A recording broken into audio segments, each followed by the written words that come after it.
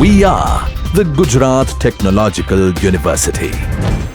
Since its inception over a decade ago, GTU has been empowering young and curating minds to realize their true potential. Over 4 lakh inspired students are enrolled with one of the premier academic universities in India.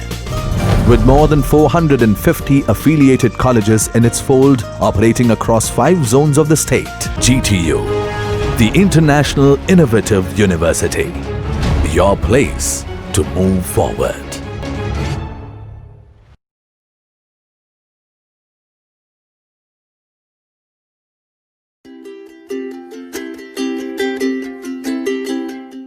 નમસ્કાર મિત્રો, આજે આપણે જોશું class e chopper. જેમ કે આપણે જોયું હતું કે ચોપર એટલે કે જે ફિક્સ ડીસીમાંથી આપણે વેરિયેબલ ડીસીમાં કન્વર્ઝન જ્યારે કરવું હોય ત્યારે હંમેશા ચોપરનો ઉપયોગ થાય છે. જેમ કે ઇન્ડસ્ટ્રીમાં ક્યારેક આપણે વેરિયેબલ ડીસીની જરૂરિયાત હોય, ફિક્સ ડીસીની જરૂરિયાત ના હોય, તો આવી જગ્યાએ આપણે ચોપરનો યુઝ કરી શકીએ છીએ કે જેમાં આપણને continuous DC current, DC voltage ના મળતા ડિસકન્ટિન્યુઅસ એટલે કે જે જરૂરિયાત પ્રમાણે આપણે ઓન સમય જોતો હોય તો એટલા સમય પ્રમાણે આપણને ઓન ટાઈમ મળે છે, અને જેટલા સમય માટે આપણે ઓફ ટાઈમ જોતો હોય તો એટલા સમય માટે આપણને ઓફ ટાઈમ મળે છે. તો હવે ખાસ જ્યારે આપણે ચોપરના વર્ગીકરણની વાત કરેલી હતી તેના માટે મહત્વનું શું છે કે એ કયા કોડ્રન્ટમાં વર્ક કરે છે. ચોપરનું ક્લાસિફિકેશન હંમેશા એના કોડ્રન્ટ ઉપર આધારિત છે કે જે આપણી પાસે 4 કોડ્રન્ટ છે, કોડ્રન્ટ 1, 2, 3 અને 4. આ રીતના આપણે કોડ્રન્ટ ડિવાઈડ કરીએ તો આ રીતના 4 કોડ્રન્ટમાં કયા કોડ્રન્ટમાં ક્યુ ચોપર વર્ક કરે છે એના આધારે આપણે એની એપ્લિકેશન નક્કી કરી શકીએ. તો હવે આપણે જ્યારે ક્લાસ ઈ ચોપરની વાત કરીએ છીએ તો ક્લાસ ઈ ચોપર એવું ચોપર છે કે જે 4 કોડ્રન્ટમાં વર્ક કરે છે.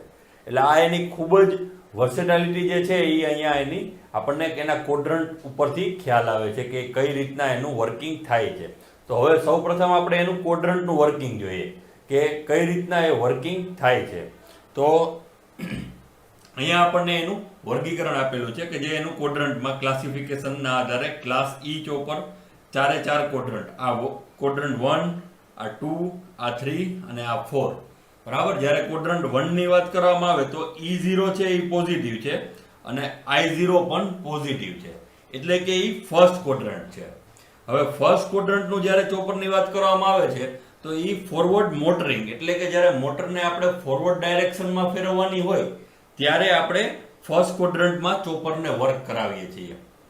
પછી જેમ કે ક્લાસ એ ચોપર આપણે જોયું હતું, બરાબર. ત્યાર પછી કોડ્રન્ટ 2, સેકન્ડ કોડ્રન્ટ. તો સેકન્ડ કોડ્રન્ટમાં શું છે કે E0 પોઝિટિવ છે, કરંટ છે એ નેગેટિવ છે. કરંટ અને વોલ્ટેજ એનો આધાર કેના ઉપર છે તો કે આર્મેચરના વોલ્ટેજ અને આર્મેચરના કરંટ. E0 શું દર્શાવે છે તો કે આર્મેચરનો વોલ્ટેજ છે એ પોઝિટિવ છે. અહીંયા I0 પોઝિટિવ છે એનો મતલબ કે આર્મેચરનો જે કરંટ છે એ લોડ તરફ છે. જ્યારે અહીંયા I0 નેગેટિવ છે તો એ શું દર્શાવે છે કે આર્મેચરનો જે કરંટ છે એ લોડમાંથી બહારની તરફ નીકળે છે. તો જ્યારે E0 પોઝિટિવ હોય અને I0 નેગેટિવ હોય ત્યારે ફોરવર્ડ બ્રેકિંગ થાય છે. શું થાય છે? ફોરવર્ડ બ્રેકિંગ એટલે કે ફોરવર્ડ ડાયરેક્શનમાં જે મોટર મૂવ કરતી હોય એ ફોરવર્ડમાં બ્રેકિંગ થાય છે, એટલે કે એને અવરોધે છે. શું કામે? તો કે વોલ્ટેજ પોઝિટિવ છે અને કરંટ છે એ નેગેટિવ છે. એટલે આ જે સેકન્ડ કોડ્રન્ટનું રિજિયન છે એ ફોરવર્ડ બ્રેકિંગનું રિજિયન છે. ત્યાર પછી આવે થર્ડ કોડ્રન્ટ. તો થર્ડ કોડ્રન્ટ શું છે તો કે E0 નેગેટિવ છે અને I0 પણ નેગેટિવ છે. એનો મતલબ શું થયો? E0 નેગેટિવ એટલે કે આર્મેચર વોલ્ટેજ છે એ ડીસી સોર્સની એક્રોસ આવતો હશે, બરાબર. કે જ્યારે સર્કિટ પરફોર્મ કરતી હશે ત્યારે આર્મેચર વોલ્ટેજ જે છે એ ડીસી ની વિરુદ્ધ ઓપોઝિટ ડાયરેક્શનમાં આવતો હશે. અને I0 નેગેટિવ છે એનો મતલબ કે જે આર્મેચર કરંટ છે લોડમાંથી બહારની તરફ સોર્સ તરફ આવતો હશે. તો આ રીતના આપણને E0 નેગેટિવ અને I0 બંને નેગેટિવ મળે છે. તો શું થાય છે કે જે મોટર છે રિવર્સ ડાયરેક્શનમાં મૂવમેન્ટ કરે છે. જેની એક ફોરવર્ડ ડાયરેક્શન હતી, બરાબર, ફોરવર્ડમાં ડ્રાઈવ થતું હતું, એને બદલે હવે રિવર્સમાં ડ્રાઈવ થશે, એટલે કે રિવર્સ ડ્રાઇવિંગ. એટલે થર્ડ કોડ્રન્ટ એ બહુ ઉપયોગી છે કે જ્યારે આપણે મોટરને ઓપોઝિટ ડાયરેક્શનમાં ફેરવવાની હોય, રિવર્સ ડ્રાઈવ કરવાનું હોય છે એક્ઝેક્ટ ફર્સ્ટ કોડ્રન્ટનું ઓપોઝિટ, તો ત્યારે આપણે થર્ડ કોડ્રન્ટમાં વર્કિંગ લઈએ છીએ. ત્યાર પછી આવે છે ફોર્થ કોડ્રન્ટ. તો ફોર્થ કોડ્રન્ટમાં શું છે કે E0 નેગેટિવ છે અને I0 છે એ પોઝિટિવ છે. એનો મતલબ શું થયો કે આર્મેચર વોલ્ટેજ જે છે એ ડીસી સોર્સની એક્રોસ આવતો હશે, જ્યારે આર્મેચર કરંટ છે એ લોડ તરફ જતો હશે, સોર્સથી લોડ તરફ એની ડાયરેક્શન હશે. તો આ રીતના આપણને ચારે ચાર ક્વોડ્રન્ટમાં એક જ ચોપર જો કામ આપતું હોય તો એ છે ક્લાસ ઈ ચોપર. બરાબર, એટલે જ એને ફોર્થ ક્વોડ્રન્ટ ચોપર પણ કહેવામાં આવે છે, કે જેમાં ક્લાસ એ, ક્લાસ બી, ક્લાસ સી અને ક્લાસ ડી આ ચારે ચાર ચોપરનું આપણે એક સાથે જો ઉપયોગ કરવો હોય તો ક્લાસ ઈ ચોપરમાં ઉપયોગ કરી શકીએ છીએ, એટલે આને ફોર્થ ક્વોડ્રન્ટ ચોપર પણ કહેવાય છે. બરાબર, હવે જ્યારે આની ડાયરેક્શનની વાત થાય છે ફોર ક્વોડ્રન્ટ, તો એમાં આપણને એનું જે સર્કિટ ડિઝાઇન છે તો એ બે સી ટાઈપ જે ચોપર છે ક્લાસ સી ચોપર એનું મિશ્રણ કરી અને આપણે ક્લાસ ઈ ચોપર બનાવીએ છીએ, જેમાં બે સી પ્રકારના ચોપરનું સર્કિટનું કોમ્બિનેશન થાય છે. બરાબર, કે જે આપણને અહીંયાથી જોવા મળે છે કે આ જે સર્કિટ છે અને આ જે સર્કિટ છે તો એ બે સી પ્રકારના ક્લાસ સી પ્રકારના ચોપર છે એનું આપણે મિશ્રણ કરી અને સર્કિટ અહીંયા બનાવેલી છે, કે જે આપણને ક્લાસ ઈ ચોપર નું વર્ગીકરણ આપે છે. તો હવે આને આપણે આનું ફંક્શન સમજવાનો પ્રયત્ન કરીએ કે કઈ રીતના આપણને ચારે ચાર ક્વોડ્રન્ટમાં વર્કિંગ મળે છે, કારણ કે ક્લાસ ઈ ચોપર એક્ઝામની દ્રષ્ટિએ પણ ઇમ્પોર્ટન્ટ છે અને સમજવામાં ઇન્ડસ્ટ્રીમાં પણ ખૂબ જ ઉપયોગી છે, કારણ કે આપણને ચારે ચાર ક્વોડ્રન્ટનું વર્કિંગ આપે છે. તો અહીંયા આના થોડાક રૂલ્સ આપણે સમજી લઈએ કે કઈ રીતના આપણે આનું ઓપરેશન કરશું. જ્યારે અહીંયા ચોપરની વાત કરવામાં આવે છે તો આપણી પાસે ચાર પ્રકારના આપણે અહીંયા ચોપર રાખેલા છે, T1, T2, T3 અને આ છે T4. બરાબર, આ ચાર ચોપર અહીંયા ગોઠવેલા છે અને ડાયોડ D1, D2, D3 અને D4 આ ચાર ડાયોડ ગોઠવેલા છે, અને આ ઇન્ડક્ટર છે અને આ મોટર. બરાબર, ને આખે આખો લોડ ને આ E0 વોલ્ટેજ જે આપણે આની એક્રોસ મેઝર કરીએ છીએ એ. બરાબર, અને કરંટ આપણને ડાયરેક્શન પ્રમાણે મળશે. હવે અહીંયા જે શરત છે એ શરત શું છે તો કે આ જ્યારે ચોપર T4 ઓન હોય છે ત્યારે આપણે T3 ને ઓન નથી કરી શકતા. શું કામ? તો કે શોર્ટ થઈ શકે. એ જ રીતે જ્યારે T2 ઓન હોય છે ત્યારે T1 ને ઓન નથી કરવાનું, બાકી આ જે છે એ શોર્ટ થઈ શકે છે. તો હવે આનું ઓપરેશન કઈ રીતે થશે કે જ્યારે T4 ઓન હોય છે અને T3 ઓફ હોય છે ત્યારે વારાફરતી T1 અને T2 ને આપણે ઓન ઓફ કરી શકીએ છીએ. એ જ રીતે જ્યારે T2 ઓન હોય છે અને T1 ને ઓફ રાખવાનું હોય છે ત્યારે વારાફરતી T3 અને T4 ને ઓન ઓફ કરી અને આપણને વેવફોર્મ મળે છે. તો હવે આપણે પહેલેથી સ્ટાર્ટ કરીએ કે કઈ રીતના આપણને ફર્સ્ટ ક્વોડ્રન્ટમાં વર્કિંગ મળશે. બરાબર, કે જે ફર્સ્ટ ક્વોડ્રન્ટની વાત કરવામાં આવેલી છે કે E0 છે એ પોઝિટિવ છે અને I0 પણ પોઝિટિવ છે. આ આપણને કઈ રીતે મળે છે તો એ આપણને મળશે T1 અને T4 ને ઓન કરવાથી, એટલે કે આ T1 અને T4 આ બંનેને આપણે ઓન કરશું એટલે આપણને શું સર્કિટ મળશે તો કે કરંટ ક્યાંથી ફ્લો થશે, આ T1 અને T4 છે એ ઓન થાય છે એટલે ઓન થશે એટલે આપણને પાથ શું મળશે તો કે DC થી T1 ઇન્ડક્ટર, બરાબર, મોટર અને T4 અને ત્યાંથી DC સોર્સ. બરાબર, ક્યારે તો કે આ T1 અને T4 આ બંને ઓન હશે ત્યારે આપણને કરંટ શું મળશે તો કે કરંટ અહીંયાથી આ T1 ડાયરેક્શન L, T4 આ ડાયરેક્શનમાં ફ્લો થશે એટલે શું થશે તો કે ઇન્ડક્ટર L માં એનર્જી સ્ટોર થશે. બરાબર, આ L ની અંદર એનર્જી છે એ સ્ટોર થશે. તો હવે શું થશે કે જ્યારે આપણે એટલે કે આપણને અહીંયા જે કરંટની ડાયરેક્શન છે એ કઈ મળે છે તો કે આ ડાયરેક્શનમાં કરંટ મળે છે એટલે કરંટ પોઝિટિવ થયો એટલે I0 છે એ આપણને પોઝિટિવ મળી ગયા અને જે વોલ્ટેજ છે એ આની સાથે જ છે, આ પ્લસ અને આ માઇનસ, એટલે આપણને વોલ્ટેજ પણ પોઝિટિવ જ મળે છે. એટલે આ રીતે આપણને જ્યારે ફર્સ્ટ ક્વોડ્રન્ટમાં વર્ક જોતું હોય અથવા તો આપણે જે મોટર છે એને ફોરવર્ડ ડાયરેક્શનમાં ડ્રાઈવ કરવી હોય ત્યારે આપણે T1 અને T4 ને ઓન કરીએ છીએ. હવે આપણે વર્કિંગ લઈએ ફોર્થ ક્વોડ્રન્ટમાં. આ ધારો કે I0 અને આ છે માઇનસ E0, આ પ્લસ E0. તો આ ફોર્થ ક્વોડ્રન્ટમાં આપણને વર્ક કઈ રીતે મળશે તો ફોર્થ ક્વોડ્રન્ટ માટે આપણે શું કરશું તો કે આ T1 અને T4 ને ઓન કરેલા છે તો T1 અને T4 ને હવે આપણે ઓફ કરી દેશું. બરાબર? આ બંનેને ઓફ કરશું એટલે શું થશે તો કે ઇન્ડક્ટરની અંદર એનર્જી સ્ટોર થઈ હશે. તો સ્ટોર થયેલી એનર્જી ક્યાંથી રિલીઝ થશે તો કે ઇન્ડક્ટર L માંથી મોટર માંથી ડાયોડ D3, આ DC સોર્સ અને અહીંયાથી ડાયોડ D2 આ ડાયરેક્શનમાં. જો બરાબર ક્યારે કે જ્યારે T1 અને T4 પહેલા T1 અને T4 ઓન હતા. બરાબર હવે આપણે શું કરીએ છીએ T1 અને T4 ને ઓફ કરીએ છીએ. જ્યારે આને ઓફ કરશું એટલે શું થશે તો કે આ ઇન્ડક્ટરમાં જે એનર્જી સ્ટોર થઈ હશે એ રિલીઝ થશે. બરાબર એની એનર્જી સ્ટોર થયેલી રિલીઝ થશે પણ એ રિલીઝ થવાનો પાથ શું હશે તો કે ઇન્ડક્ટર L માંથી મોટરમાંથી થઈ D3 અહીંયાથી ડાયોડ DC સોર્સમાંથી ડાયોડ D2 એટલે કે આ જ ડાયરેક્શનમાં એનર્જી રિલીઝ થશે. એનો મતલબ શું થયો કે કરંટનો પાથ ચેન્જ થતો નથી. એટલે કે કરંટ છે એ લોડ તરફ છે. લોડ તરફ હોવાથી કરંટ છે પોઝિટિવનો પોઝિટિવ જ રહે છે. બરાબર અહીંયા કોઈ પણ જાતનો ફરક પડતો નથી ફર્સ્ટ ક્વોડ્રન્ટ અને ફોર્થ ક્વોડ્રન્ટમાં.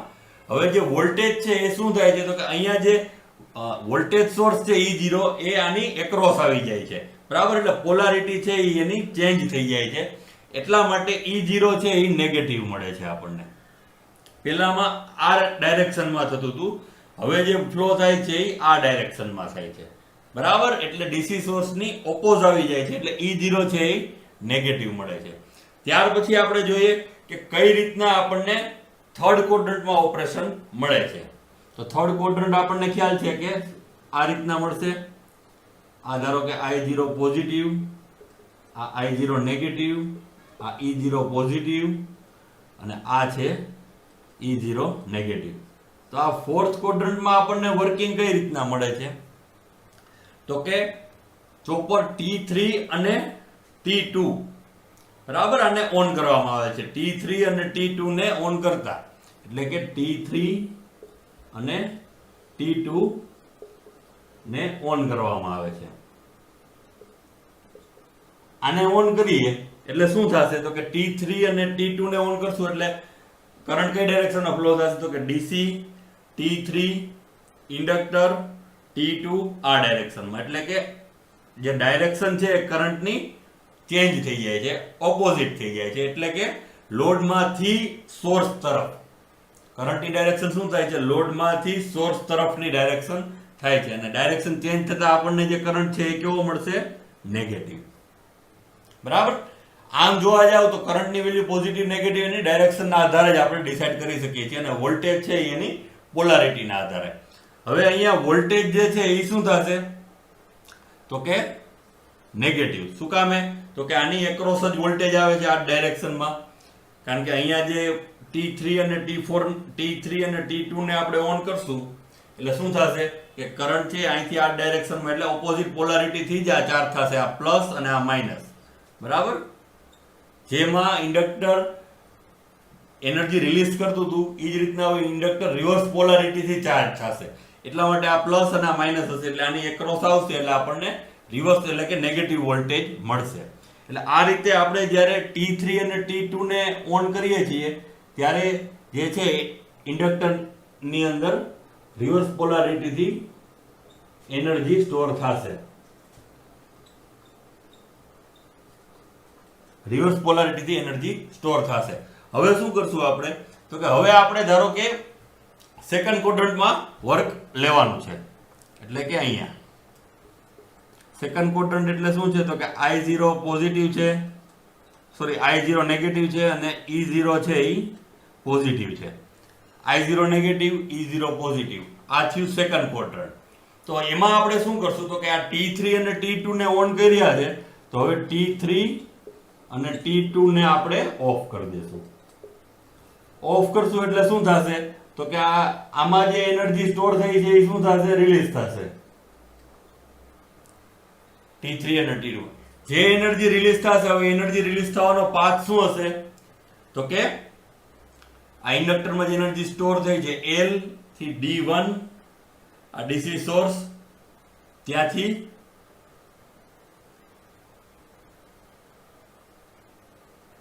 D4 અને L બરાબર, તો આ ડાયરેક્શનમાં એનર્જી રિલીઝ થશે L D1 DC source D4 અને L, એટલે કે ડાયરેક્શન જે છે એ કરંટની ચેન્જ થતી નથી.